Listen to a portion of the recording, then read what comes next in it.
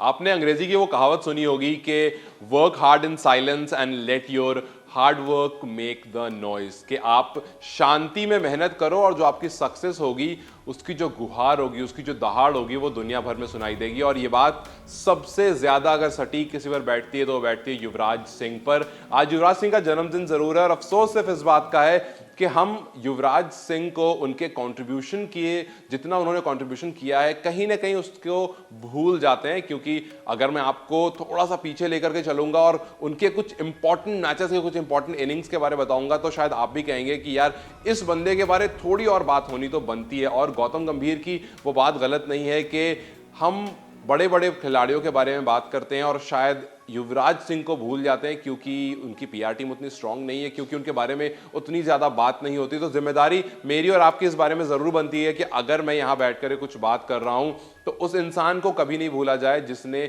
इतना सब कुछ अपने देश को दे दिया, जिसने कैंसर होते हुए वो मैचेस खेले, किसी को नहीं पता चला कि कैंसर है, बाद में डायग्नोज होता है। हरभजन सिंह की वो स्टेटमेंट आई थी कि युवराज सिंह बहुत बीमार रहते थे, बहुत तबीयत खराब रहती थी उनकी, उस बीच में भी लगातार मैच खेल रहे थे। 2011 के वर्ल्ड कप की बात है और उनका कि फिर बाद में डायग्नोज होते हैं तो पता चलता है कि उनको कैंसर है। अब एक इंसान जो कैंसर पीड़ित है और फिर वहां जाकर के परफॉर्म करता है, ये आपको बहुत थोड़े से टाइम में युवराज सिंह के बड़े बड़े कंट्रीब्यूशन के बारे में बताता हूं और फिर उसके बाद आप भी कहेंगे कि यार युवराज सिंह जैसा प्लेयर अभी तक तो कोई नहीं आया और इस इंसान को शायद हम कहीं ना कहीं भूल जरूर गए। तो 2000 में इन्होंने डेब्यू किया केनिया के खिलाफ, लेकिन युवराज सिंह को कोई खास दिक्कत है टीम ऑस्ट्रेलिया से। और ये मैं इसलिए कह रहा हूं क्योंकि अक्टूबर 3 को वो डेब्यू करते हैं केनिया के खिलाफ। वहां उनको बल्लेबाजी करने का मौका नहीं मिलता है, लेकिन उसके बाद जब उनको बल्लेबाजी करने का मौका मिलता है अक्टूबर 7 को, तो ऑस्ट्रेलिया सामने रहती है और पहले ही मैच में 84 रन बनाते हैं 80 गेंदों में।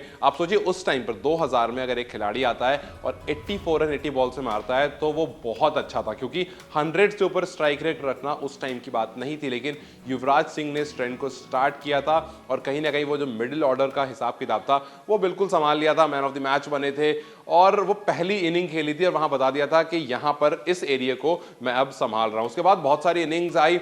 आपके दिमाग में और मेरे दिमाग में जो सबसे ज्यादा अच्छे से बसी हुई होगी इनिंग वो होगी 2011 के वर्ल्ड कप की, जहां वो प्लेयर ऑफ द टूर्नामेंट बने थे। क्योंकि वो पूरा का पूरा जो 2011 वर्ल्ड कप था उसमें हम और आप कहीं ना कहीं युवराज को भूल गए। हम और आप ये भूल गए कि वो बंदा जिसको मैन ऑफ द टूर्नामेंट मिला था उसकी बातें नहीं होती हैं। और आप और हम जब भी क्रिकेट की डिस्कशन करने बैठते हैं तो इंडिया का वो मिडिल ऑर्डर वाला बल्लेबाज उसको हम भूल जाते हैं।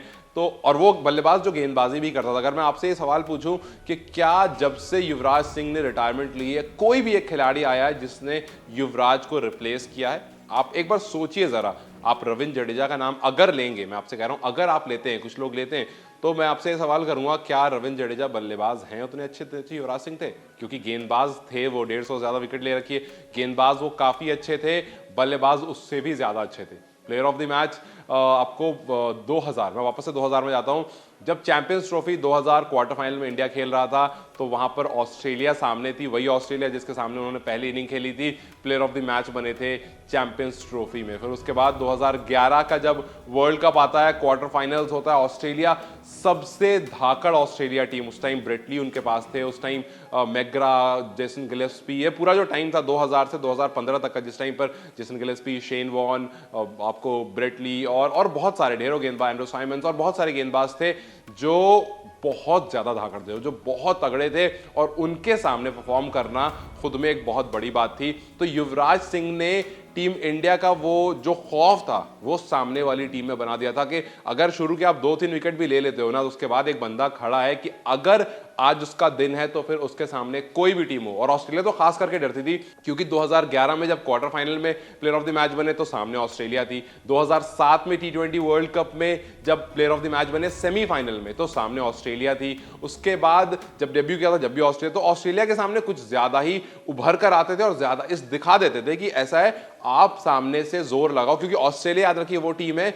जो आपको डोमिनेट करती थी और फिर हराती थी। लेकिन जब युवराज सिंह का बल्ला चलता था तो वो डोमिनेशन काम नहीं आता था। फिर उसके बाद जब सब कुछ बात कर रहे हैं तो कैसे भूल सकते हैं उनकी वो 12 बॉल की 50 जो फास्टेस्ट 50 थी उस टाइम पर, और वो 50 इंग्लैंड के सामने आई थी और वो 50 T20 वर्ल्ड कप में आई थी। T20 वर्ल्ड कप में 6 बॉल में 6 छक्के स्ट्रेट ब्रॉड को मारना, वो 6 छक्के शायद कोई भी नहीं भूल पाएगा। अगर किसी ने भी वो 6 बॉल पे 6 छक्के देखे होंगे तो, हालांकि स्ट्रेट ब्रॉड उस टाइम पर नए खिलाड़ी थे, लेकिन कहा यह जा रहा था कि उस बंदे का करियर युवराज सिंह ने शुरू होने से पहले ही खत्म कर दिया। हालांकि उन्होंने बहुत अच्छा कमबैक करा और अपनी टीम से जब रिटायरमेंट ली तो बहुत बड़ा नाम बनकर निकले, लेकिन युवराज सिंह ने टीम इंडिया को जो मिडिल ऑर्डर वाला जो वो प्लेस था वो संभाला, वो आज तक कोई भी उनको रिप्लेस नहीं कर पाया है।